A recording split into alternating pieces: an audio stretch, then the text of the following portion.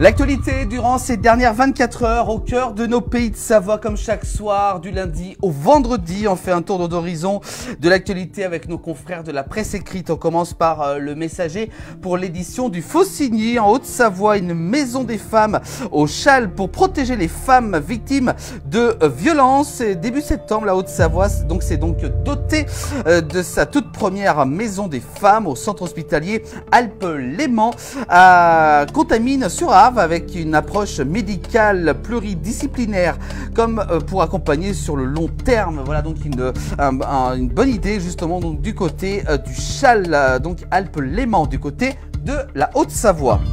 On continue, vous avez pu voir notre bandeau défiler en bas avec cette alerte enlèvement qui est toujours enclenchée depuis aujourd'hui. Un nourrisson a été enlevé hier lundi 21 octobre entre 23h et 23h30 à la maternité de l'hôpital de Aulnay-sur-Bois en Seine-Saint-Denis. L'alerte enlèvement a été déclenchée sur l'ensemble des médias télévisés, digital également et aussi radiophoniques.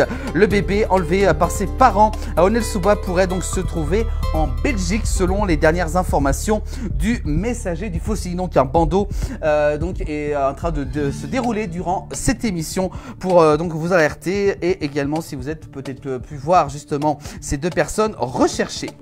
On continue avec l'actualité du côté du Faucigny avec en Suisse un cycliste français tué dans un accident avec une voiture sur la route de Lausanne à Prangin.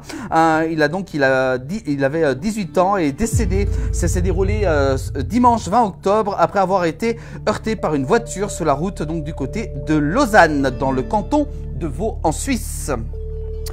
On continue avec cette fois-ci en Haute-Savoie, les gendarmes sauvent un nourrisson d'un décès prématuré sans avoir le temps d'attendre les pompiers. Les militaires ont activé le gyrophare et la sirène pour sauver la vie de cet enfant. Ils en sont donc carrément donc parvenus. Bravo à eux donc pour ce sauvetage. On continue avec le Faucigny du côté de Genève en Suisse. Un motard de 18 ans perd la vie après une collision avec deux véhicules. Et ça s'est déroulé hier lundi 21 octobre sur les routes genevoises. Un jeune motard est entré en collision avec deux autres véhicules et n'a pas survécu au choc.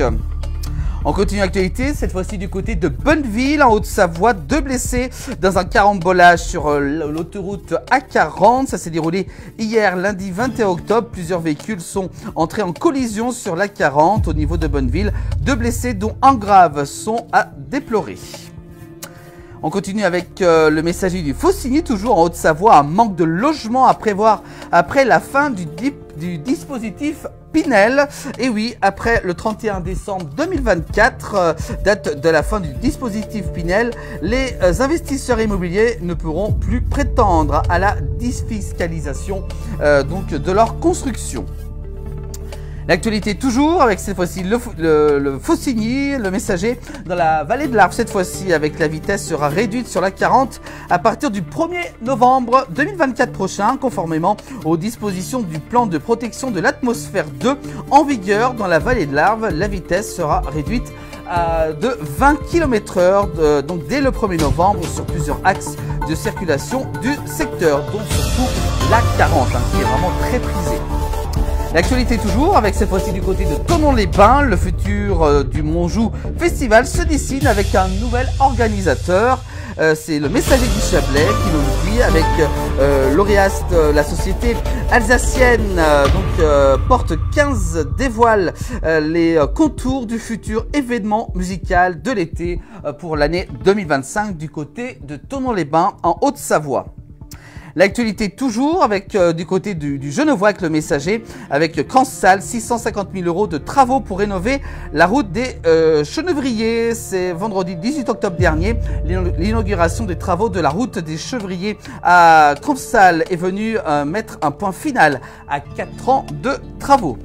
Les travaux toujours avec du côté d'Annecy, avec un obus retrouvé sur un chantier. L'évacuation était en cours il y a tout juste 6 heures de cela. Du côté d'Annecy, c'est que nous font savoir les Sœurs Savoyards. Dans la matinée de ce mardi 22 octobre, un obus a été retrouvé sur le chantier Cogedim de l'ancien site de NTN SNR, situé avenue des Hirondelles à Annecy, où 675 logements sont en train d'être construits. Et puis enfin on termine, je vous rappelle, par cette alerte enlèvement que nous vous diffusons depuis le début de cette émission avec cet enfant Santiago, seulement 17 jours, cheveux blonds, habillé d'un t-shirt marron de taille donc de 6 mois et d'un pyjama blanc en velours épais, a été enlevé donc à la maternité de l'hôpital de Robert Bélanger du côté d'Aulnay-sous-Bois en Seine-Saint-Denis. C'était donc hier lundi 21 octobre 2024 entre 23h et 23h30. Pour l'instant, les parents sont n'ont pas encore été retrouvés à cette heure-ci en ce mardi 22 octobre 19h25. Donc si vous avez des infos, n'hésitez pas à avoir plus de renseignements sur alerte-enlèvement.gouv.fr. Il y a un tout petit bandeau en bas justement qui vous donne un peu plus d'informations pour pouvoir donc peut-être si vous êtes pouvoir donc ces deux personnes recherchées.